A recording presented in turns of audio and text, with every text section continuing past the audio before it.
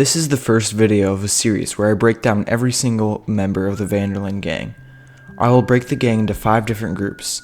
I will break down a character starting from the least valued in the group to the most valued, 1 group per video. Now, let's start with the first group, the least valued.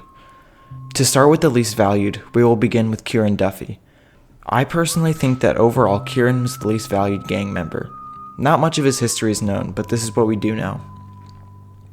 When Kieran was very young, both his parents died of cholera, a very deadly disease in the 1800s, and we can even see it plaguing the town of Armadillo in the second game's epilogue in the early 1900s.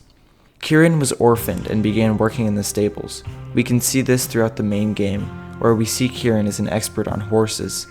Later in his life, he joined the US Army. He says that it didn't work out. Then he fell in with some outlaws. They were killed, then he finally fell in with the O'Driscolls, which is where the main story begins. The Vanderlyn gang and the O'Driscolls have a big feud, dating back to Cain and Dutch's disagreement, which I will talk about more in the last episode of the series. In Chapter 1 in the mission Old Friends, the gang ambushes an O'Driscoll camp in the mountains. We see Kieran talk to Cain before we sneak down and start a shootout. After we leave the camp, we see Kieran on the road ahead. Dutch tells Arthur to go get him. Arthur lassos him and hogties him and takes him back to camp. What's your name, boy? I don't know. You don't know your name? It's Kieran. Kieran what? Duffy. Kieran Duffy. Well, I ain't gonna lie to you. This is a real bad day for you, Kieran Duffy. Where are you taking me? Somewhere you ain't gonna like. Why? What are you gonna do to me? Something you ain't gonna like. So I'd advise you to save your breath for screaming. No, please. Worry. They're real nice. You found a little shit, did you? Yep. I got him. Very good. Welcome to your new home. Hope you're real happy here. You want me to make him talk? Oh, no, now all we'll get is lies. Uncle, Mr. Williamson, tie this maggot up someplace safe. We get him hungry first. I got a saying, my friend. We shoot fellas as need shooting, save fellas as need saving, and feed 'em as need feeding. We are gonna find out what you need. I can't believe it! An O'Driscoll in my camp! I ain't an O'Driscoll, mister. I hate that fella. The next time we see Kieran is in the mission paying a social call. Speak! Don't cry, boy. Speak about your gang. I can't. Boy. Whoa! Hold your horses there. It seems the cat has got our friend here's tongue. I was thinking Mr. Williamson could have a word. Ready to talk, boy? I told you, mister. I told all of you. I don't know nothing, okay? They ain't no friends of mine. I just been ridden with them for a while. Horseshit! You see, we heard that part, so how about you tell the truth? Dutch, what do you want me to do? Hurt him, so the next time he opens his mouth, it is to tell us what is going on. Who am I kidding? One O'Driscoll's boys couldn't open his mouth, but he'd tell a lie. Screw it. Let's just have some fun. Geld him. Yeah! What's he doing? Where's he going? Oh, don't worry. You're only balls, boy. Just gonna cause you trouble. You know, in Imperial Rome, eunuchs was among the happiest and most loyal of courtiers. Oh, you're kidding me, right? Of course. You sick bastards! Oh, what do you want from me? Well, you are gonna talk. The only question is now or after we got these little fellas off. Okay, listen. I know where O'Driscoll's holed up, and you're right. He don't like you any more than you like him. He's at 6 Point Cabin. I'll take you there. Serious, I don't like him. I mean, I like him even less than I like you, no offense. Oh, none taken. Okay then, partner. Why don't you take a few of us up there right now? I got this, Dutch. Should be fun. All right, you. Come on. Let's go. Kieran leads the gang to a place called 6 Point Cabin in the Cumberland Forest. We can see that he doesn't consider himself an O'Driscoll and that he hates Cain. He could be saying this in an effort to save himself from the gang, but I think he's telling the truth.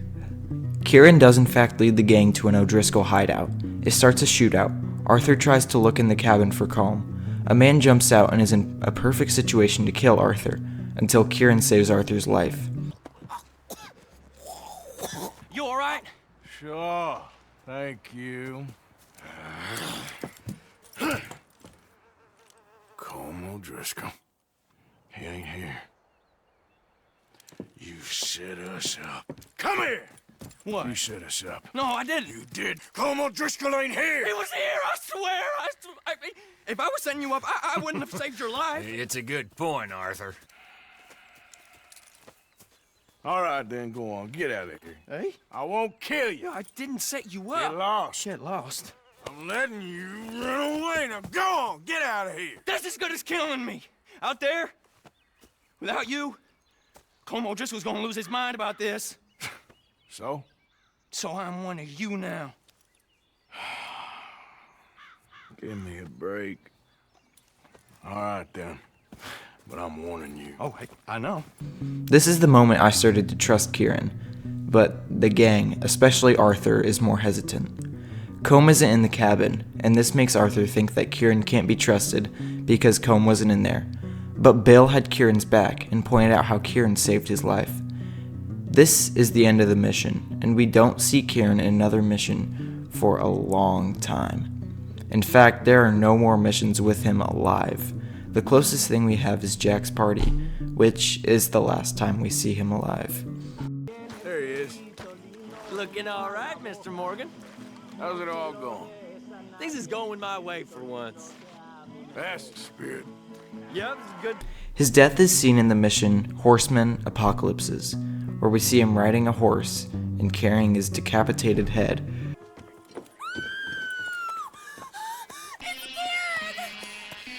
What the hell have they done to me? Look, there in the tree line.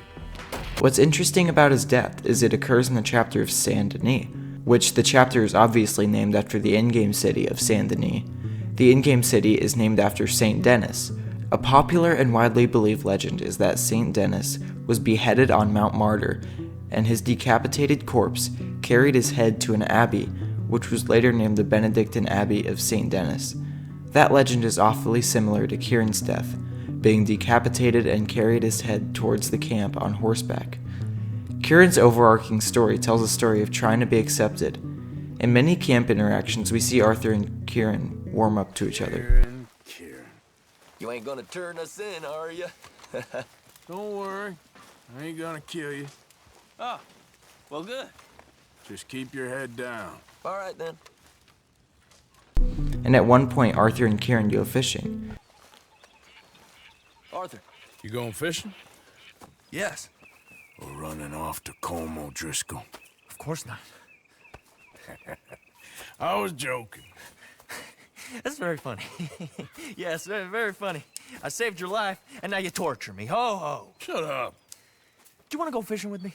I found an interesting spot. We'll do well. I'm not a great fisherman. But I am. I'll teach you something. We come? Sure. You getting many bites there, O'Driscoll? I ain't an O'Driscoll. I told you fellers 100 times. I'd only been with him a couple of months. I was just a runner, helping out with the horses mainly. Bottom rung of the ladder. And to think that was the high point of your career. Comb goes through men like cigars. They ain't like you folks. You barely knew my name. I'm more Kieran Vanderlyn than Kieran O'Driscoll at this point. Honest to God. Mostly I'm Kieran Duffy. I hate to break it to you, but I ain't sure Kieran Vanderlyn is gonna stick. Hey, be careful. I don't want to hook you, Arthur. What in the world? Arthur, are you seeing this? The feller's naked as a jaybird. Is that why you like this spot? My lord. There's somebody who needs to go to Hey, confession. watch the line. Oh, hey! I nearly gulped down a minnow. Sorry, fellas. Didn't see you there. Why don't you take a break? Come on in. The water's wonderful. Why don't you get the hell out of here before we hook that maggot of yours and see what really bites. Well, aren't you just perfect charmers? Good day to you, then. Let's try our luck somewhere else. I know another spot where hopefully we won't be interrupted. Sounds perfect for the drowning. So who taught you how to fish? My pappy, mostly. I lost my mammy and pappy when I was young to cholera. Your mammy? Like I said, I was real young. After that, I was on my own pretty much, but I knew horses and fishing. Well, just think now you'll never be alone again. We can also see that Kieran and Mary Beth start to form a romance in Chapter 4, which makes his demise so tragic. I think the saddest part about Kieran's death is how much he was neglected.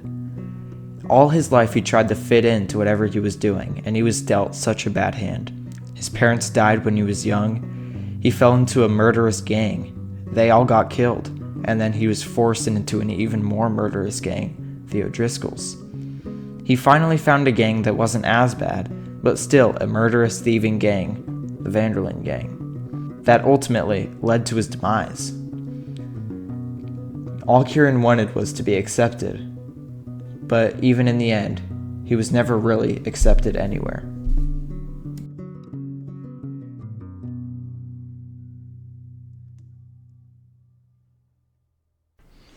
This next character will definitely be a quick one, but for fan service I had to include Cain, the dog.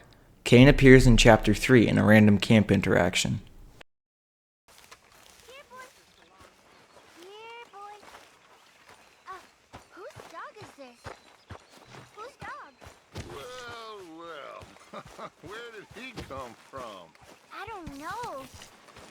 He just wandered in. Hi, my friend. Hi. Well, then he's ours, I guess. For now. Aww.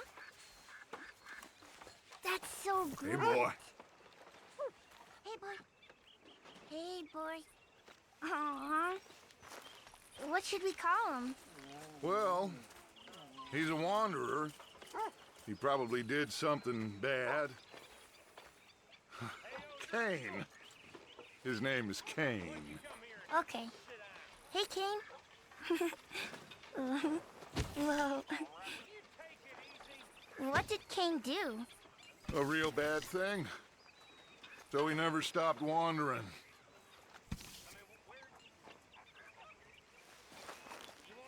Arthur, a dog.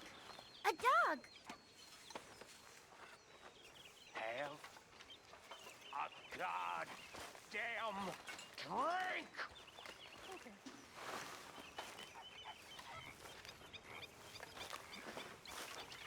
So, you gonna let him keep it? The boy needs something, after all he's been through.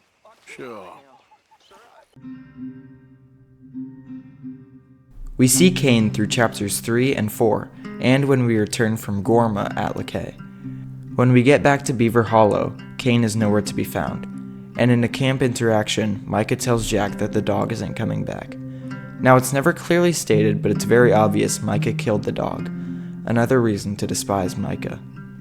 There is a deeper meaning, in my opinion, to this dog. When Dutch named the dog Cain, he was referring to the biblical figure, the son of Adam and Eve. The story of Cain was that he was the first ever human to be born. Him and his brother Abel both offered sacrifices to God, but God favored Abel's sacrifices more. Cain grew jealous and eventually murdered his brother, becoming the world's first murderer. He then lied to God about the murder, and Cain was marked and cursed for life, and he became a fugitive and a wanderer, similar to not only the dog, but also the entire of the Van der Linde gang. When Cain died, they were not able to run anymore. When Cain died, the law would catch up, and the gang would break from the inside. Finally, we have the last gang member in this group, Jack Marston. By 1899, Jack Marston was 4 years old, so he couldn't do very much. He was born in 1895. Not much is known about his life before the game. We first meet Jack in Chapter 1 in the mission, Who the Hell is Leviticus Cornwall? Scratch. Don't lie still, son. Hello, Abigail. Dutch, Jackie. the boy wanted to see you, John. He's seen me now. Or What's left of me. What about you? Guess I was hoping to see a corpse. Bide your time. You'll see plenty of them. You're a rotten man, John Marston. He is an idiot, Abigail. We all know it. Now, The next time we see Jack in a mission is in the mission A Fisher of Men. Abigail asks Arthur to take Jack on a fishing trip because Jack is getting bored. This shows Jack doesn't have a great relationship with his father because Abigail would rather ask Arthur to do it than John. The next mission Jack appears in makes me question whether I should have put him in the spot or not. The next mission is Blood Feuds, Ancient and Modern. After an ambush in Rhodes, the gang comes back to camp to realize that Jack is gone. This prompts the whole gang to launch an assault on Braithwaite Manor. All the major gunmen of the group show up for Jack, which makes me think that the gang valued Jack more than I thought. The gang searches for Jack inside Braithwaite Manor, until Catherine Braithwaite tells us she sent Jack to Angelo Bronte, which prompts the gang to move camps close to the city of Saint Denis. Arthur, Dutch, and John meet at Bronte's mansion to get Jack. Bronte complies and he gives Jack back. We see him a couple other times through the main story of Red Dead 2, but next we'll go to the epilogue. It starts in 1907 when Jack is 12 years old. We see that Jack is very respectful towards his father, but doesn't have much in common with him. Jack loves stories, his father doesn't. John starts working at Pronghorn Ranch, trying to start a family for Jack and Abigail, so Jack is forced to live at Pronghorn. From what we can see, Jack likes it well enough, but he doesn't ever want to leave the cabin and spends his days reading books inside. At one point, John takes Jack for a trip into town. When they were in town, some men recognized John. They followed them out of Strawberry. Eventually, it led to a shootout, and Jack was traumatized. The next morning, Abigail took Jack and left. We know absolutely nothing about this period of time, besides the fact that Jack got a dog named Rufus. Eventually, Jack and Abigail return to John on their ranch. Jack takes a lot of time adjusting to being back with his father. Jack and his father take a fishing trip, very similar to the one Arthur and Jack took 8 years ago. Jack reminisces about his trip with Arthur, which is kind of surprising that he remembers that trip. With Arthur, I remember now. I picked some flowers, and a couple of men showed up, dressed like they was from the city. No one like that's gonna show up here. Thank the Lord. Jack sees John go on a revenge mission, and Jack is probably shaken by this. But for 4 more years, Jack has peace with his family, until the government shows up and kidnaps Jack and Abigail. For months, Jack was in custody. This unfortunately probably affected him again. Once his father finally returned and Jack was set free, he was in the same situation again. That feeling of being far apart from someone. Jack felt that for his father once more. We can see them begin to connect again, until John was murdered at their ranch by a government agent named Edgar Ross. Edgar Ross was also the man that kidnapped Jack and Abigail and made John go on a hunt. It is cut to 3 years later. Jack has buried Abigail. Jack has lost everything, so he goes to avenge his father, to kill the man who killed his father. Hello, sir. You work with the government? You one of them agents? Sure, son. Why you ask? Did you work with a man named Edgar Ross? I have something for him. Edgar Ross? No, but well knew of him. A fine man if he wanted results. Won himself a chest full of medals. I think he went and retired about a year ago. Last I heard, him and his wife moved out to a cabin on Lake Don Julio. Lucky guy, getting to take it easy. He's fighting crime in this dump, that's for sure. Thank you for the information, mister. Excuse me, ma'am. Hello, young man. Hi. What are you doing out here? Are you out visiting the lake with your family? No, ma'am. I was looking to deliver a letter to Edgar Ross. Oh, that husband of mine. That bureau just won't get its talons out of him, even though he's retired. Edgar gave them some of the best years of his life. They ought to let him retire in peace. They'll not rest till they've killed him with worry, and he's such a sensitive man. I'm sorry, You shouldn't get so angry. I don't suppose any of this is your fault. There's no need to worry about him nowadays. Well, where is he? He and his brother Philip went hunting on the south side of the San Luis River. Be careful crossing over. They were saying it was dangerous. I sure will, ma'am. And don't worry about a thing. I'm sure your husband will be just fine.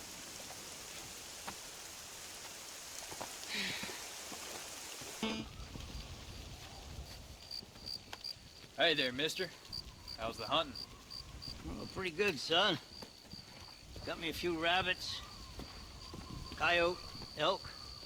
Still looking for some trophies for the parlor. I've got a letter here for Edgar Ross. You know him? I heard he was down in these parts from his wife. Of course I know him. He's my brother. Gone down river, duck hunt. Must be a pretty important letter to have come all this way. Oh, yes, sir. Real important. I'll be on my way home as soon as I deliver this message. You best be off then. Just don't get on his bad side. He's got a filthy temper. Excuse me. You Edgar Ross? Do I know you? Forgive me for startling you, sir. I have a message for you. My name is Jack Marston. You knew my father. I see. I remember your father. I've come for you, Ross. And you, boy, have sure as shit found me. You killed my father. Your father killed himself with the life he lived. You killed him. I saw you. You keep saying that. You sent him to do your dirty work. Then you shot him like a dog. And I'll shoot you like one too, you little piece of trash. Now get out of here before I kill you as well. I ain't going nowhere, old man.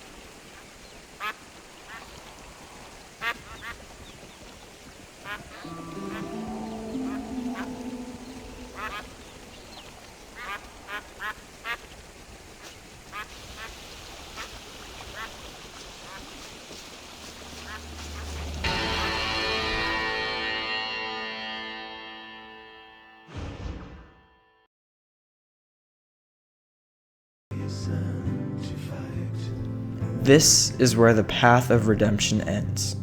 The character of Jack Marston was hurt in so many ways. Jack grew up in a thieving, murderous gang of killers. Even though I would assume they would keep him far away from that side of the gang, that still had to have some effect on the kid. Through his life, his father was taken for months, then put back into Jack's life. That life of having a father you couldn't rely on to show up every day had to also affect Jack. Every time he thought his dad was there to stay, he was taken from him. Jack and John were finally getting close at the end of Red Dead 1, but Jack's father was taken from him for a final time. Jack was exposed to so much violence. The cycle of revenge caught up to Jack. He enacted his revenge on Edgar Ross, and the way I interpret the ending of Red Dead 1 is when Jack looks at his gun, he's contemplating whether or not he should throw it into the river. He makes the decision to holster it because he's going to use his gun again. That could be completely false, but that's how I interpret it. If I'm right, this means Jack Marston, the bright young boy, was destined to become a monster thanks to the cycle of revenge and thanks to Dutch van der Linde. Dutch influenced everyone in the gang. This means everything goes back to Dutch. John's father figure influenced Jack in an extremely negative way. The whole gang turned Jack into a killer, and the gang is under Dutch's leadership. The cycle of revenge found its way back, even when everyone tried to stop it from happening. I would consider Jack to be the main protagonist of Red Dead Redemption. Sure, he was the protagonist that had the least amount of time to be a protagonist, but Jack is the ultimate future. Jack was what was so badly affected by the Van der Linde gang. Jack is so tragic because he could have been so much better, but the cycle of revenge brought onto him by his father, his uncle, everyone around him, they affected him, and they made him what he ended up being, which was an outlaw and a gunslinger.